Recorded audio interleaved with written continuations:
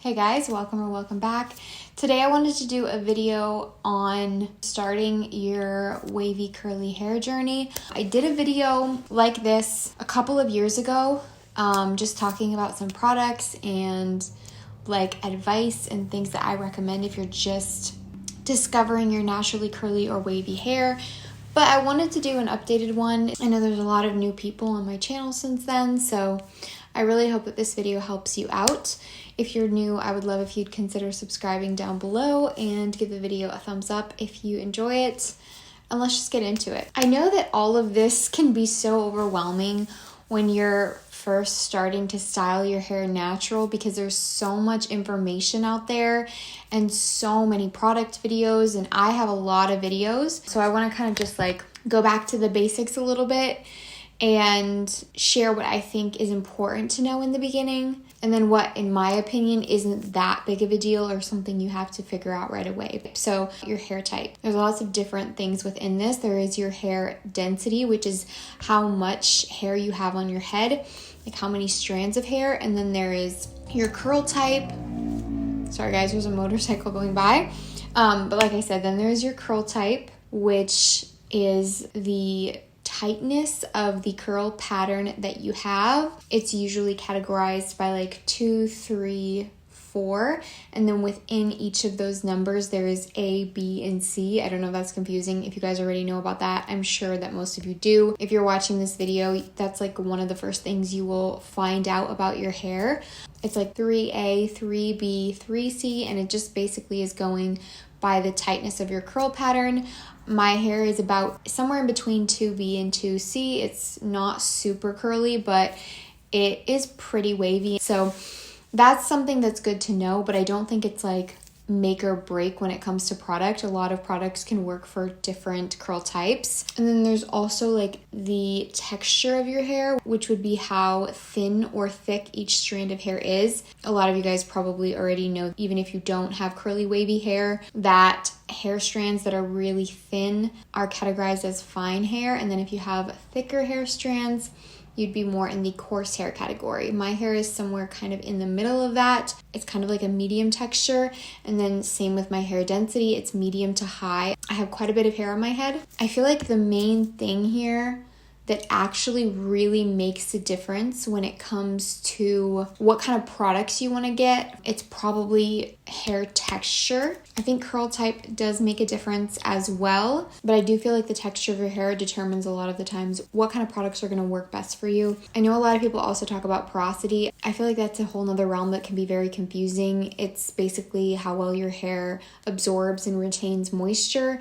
And I've been doing my hair naturally wavy for years, and I'm still not completely sure what my porosity is at. So it's like, in my opinion, not the most important thing. But anyways, I'm going to move on from that because I feel like it is a lot of information to absorb. And I just wanted to say the thing that I think stands out the most is your hair texture, and then maybe your curl type a little bit as well. So I'm going to talk a little bit about product and product types, not necessarily a ton of specific hair products, but just the types of products that might work best for your hair or to look into if you're just starting.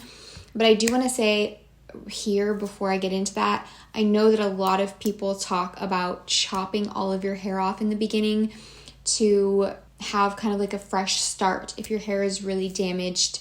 But I don't think it's necessary. I mean, if you want to cut your hair short just because you want to, that's great. But I think that you totally can still get good results just by keeping your hair the length it is. If you want to get like a trim or something just to kind of freshen it up a little bit and get rid of dead ends, I think that's a really good idea. But I don't think it's necessary to just chop all your hair off. So if you feel like people are telling you you have to do that in order to wear your hair natural, don't listen to that. You totally can do it without. I did it without. I definitely think just styling your hair correctly can make a huge difference, even if you have damage in your hair. Obviously, the healthier your hair is, the better results you're going to get, but it doesn't mean that you won't have any wave or curl pattern just because your hair is a bit damaged. Anyways, now that that's out of the way, like I said, I wanted to talk a little bit about products because this is another thing that can be really overwhelming. I know that there's so many recommendations out there, and I have a ton of recommendations on my channel. So if you want to hear more about products like and my thoughts, you can check out my other videos, but I'm not going to recommend a ton of things in this video. I have just a couple things here to talk about. I mainly want to talk about the categories, and I know that in general, if you don't style your hair natural, a lot of people might not even use products in their hair besides just shampoo and conditioner.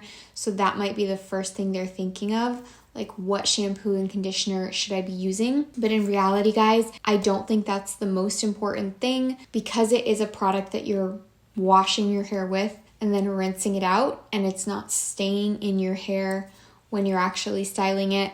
I do think that if you have shampoo and conditioner that are more tailored for straight hair, and they have a lot of sulfates and a lot of silicones in both of them, and sometimes it can keep your waves or curls from holding together as nicely and having as good definition, because they tend to be more focused on keeping your hair really soft and smooth. And that's really what those ingredients do. Sulfates will get all of the dirt and oils out of your hair, sometimes even the good oils, and then silicones will coat the hair to make it feel very soft.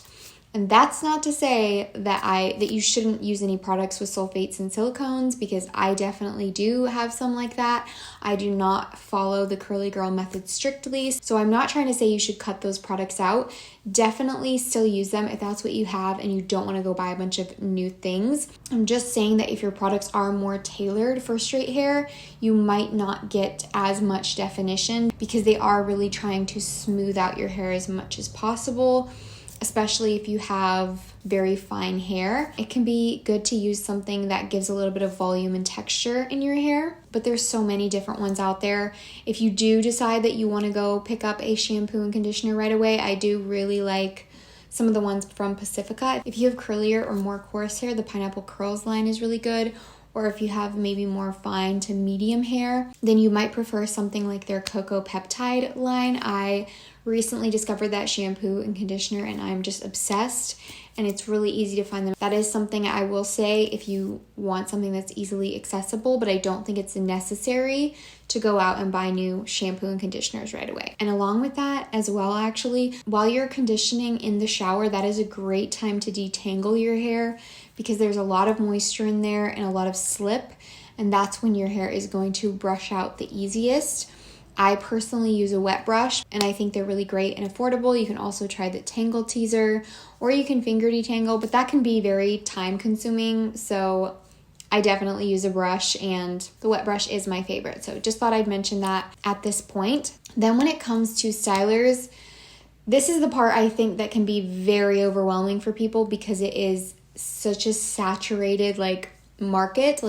Stylers are what people talk about the most, because they are what make a really big difference, and they can be really fun to try out different ones and learn what works for your hair, but it can also be very overwhelming.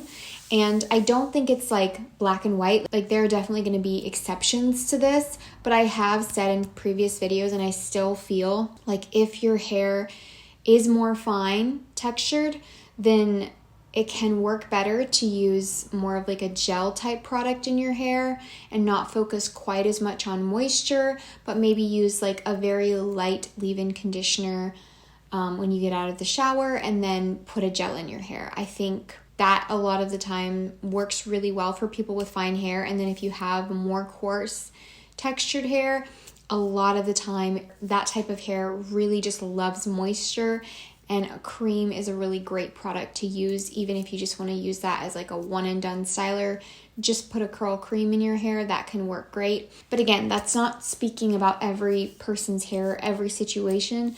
That's just in general, I feel like that's kind of what tends to work a lot.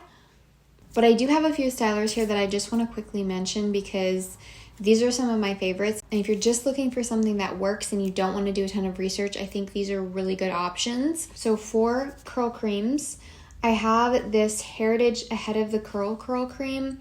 This is super affordable, and you can find it at Walmart, or I think on Amazon maybe. It's $8 or something, and this is a really good curl cream that has some hold but still some really nice moisture, and it's not overly heavy or anything. I also have one that is a little bit more on the high end side. This is the JVN Complete Air Dry Cream, and it's actually kind of similar to the Hairitage one. I feel like the Hairitage one is almost a dupe for this, but I do think I prefer this one just a little bit more. It has a similar effect where it has pretty good hold, but it also is moisturizing and still lightweight enough. And I just really love the texture and smoothing effect this has on my hair. I think it's a really good cream. There are other ones I've talked about in the past that I really love as well. These are more suited, I would say, for if you want a simple one and done styler that you don't want to add a bunch of other products to the hair, because they do add that little bit of extra hold that some curl creams don't have, in my experience anyways. But I do have lots of other product recommendation videos. Like I said, I have a whole wavy curly playlist that I can link in the cards up above, and I also have just in my recent videos, if you go back, you can see that I have a lot of product recommendations and just in general wavy curly content. And then the other products that I wanted to talk about are more strong hold stylers. So maybe you have a looser wave pattern and you want something that's going to give your hair a little bit of a tighter curl, or maybe your hair is very fine and doesn't hold a curl very well, or you can totally use both of these if you have a tighter curl pattern.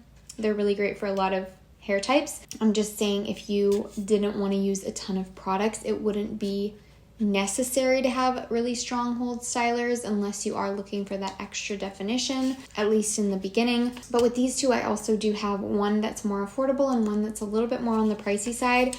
So for the more affordable one, we have one that I've talked about for years and years. This is the Not Your Mother's Curl Talk Activating Mousse. This is like one of the most hyped up curly hair products out there, and for good reason. It's really good for the price. It's the perfect texture in a mousse. It's not too heavy, but it has enough hold that it really gives your hair that gorgeous definition that you want.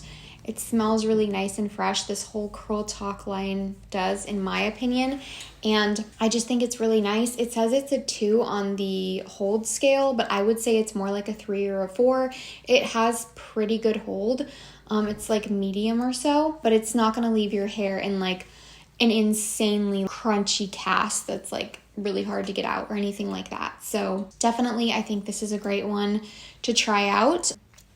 You guys, Amazon just dropped off a package and I just got a new pair of AirPods. Mine are so old and dying. I'm so excited to go get that package. I might have to like stop in the middle of this video. But anyways, I'm going to talk about this gel. This is the Curlsmith Hydra Style Flexi Jelly. This gel has made its way up to the top of some of my favorite stylers. This is probably my all-time favorite gel that I have discovered yet. I definitely have some others that I like that are maybe a little bit more on the lightweight side, but for stronger hold gels, this is my favorite, and it's not overly strong at all. Like, it's pretty medium, maybe medium to strong hold, but it's not overly intense. It's like the perfect gel for giving you a nice hold, but not leaving your hair feeling like cement or anything. And it has a really nice milky jelly kind of texture to it that has almost this moisturizing effect, which is really nice. You don't have to use a cream under this. I like to use a leave-in underneath this, but I don't think it's necessary to use a cream at all. I think this is really good for honestly all curl types. But those are just a few product recommendations that I wanted to share with you guys. Okay, I did go ahead and take a little break then, mainly because my voice was like giving out for some reason. Like, I kept having to clear my throat. And I also grabbed a snack, but I'm back.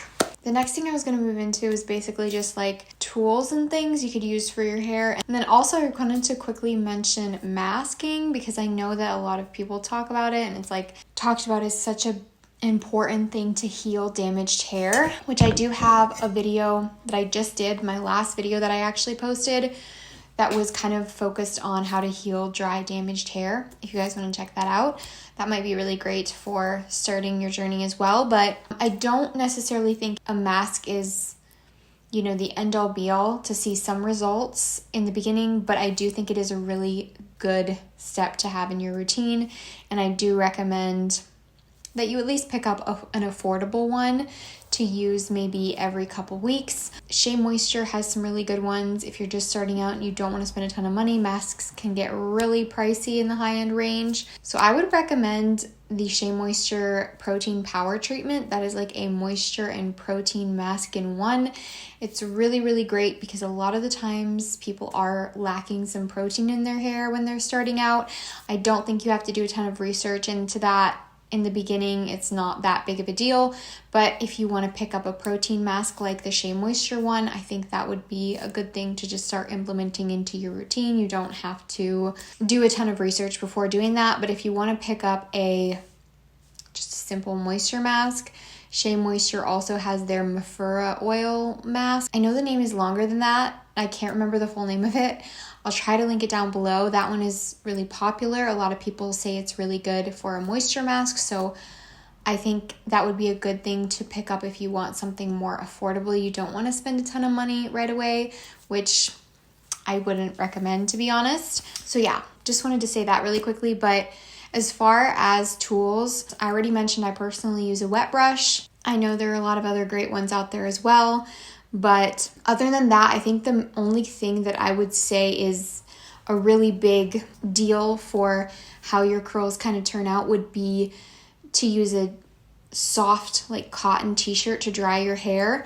And I personally would either plop with it, which I have video tutorials on that, so do many other people as well, or just scrunch out some of that moisture out of your hair with a soft cotton t-shirt, kind of like in place of harshly rubbing your hair to dry it. That's never a good idea, and you don't want to be using like harsh towels either. A microfiber towel would be okay, but most people don't have those, so just for something that you'd have around your house, I would definitely recommend using a soft cotton t-shirt. That's the only thing I would say is like a necessity.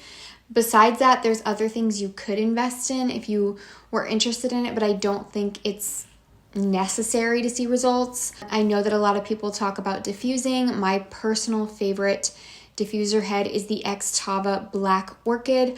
I will have it linked down below. You can get it on Amazon. I know that it wasn't available for a while on there, but it's back in stock now, which is great because I definitely think it's the best diffuser head out there that I have tried, and the price is really good. So if you decide to invest in one, that's what I recommend, but I don't think it's a necessity. You can totally just air dry or plop your hair. And then another thing a lot of people talk about is silk pillowcases. That's something else that I don't think is necessary to invest in, but I do think it's a good way to protect your hair overnight and avoid like extra breakage, especially if you are wearing your hair down at night to sleep like I do. Then I do think a silk pillowcase is a really good option, but like I said, not a necessity in my personal opinion. And then also something that I recommend all the time to you guys, no matter what your hair type is, just something I think is a really great product, and it's like $5 or $6 on Amazon, is a scalp brush, a silicone scalp brush. It's like a scalp massage, and it feels so good in the shower. When I'm shampooing, I use it, and it's just like cleans so well and gets buildup off my scalp, and it feels amazing. So I recommend that just in general, but it's obviously not necessary. I just wanted to mention that. It will also be linked down below. But I think that is pretty much it for what I wanted to talk about in this video. I hope it wasn't too confusing. I can get a little bit rambly when I start talking, and then things might not make that much sense if you are a beginner and you're super new to all of these terms and everything. But I will try to remember to also link my older video that I did like this a couple of years ago. Maybe I said something in there that I forgot to say in here, vice versa. So maybe you want to watch both of them. But I also have lots of other wavy curly content, like I said. And I hope that you will stick around and subscribe if you haven't already. But yeah, I think I'm going to end the video here, and hopefully I will see you guys in my next one. Bye.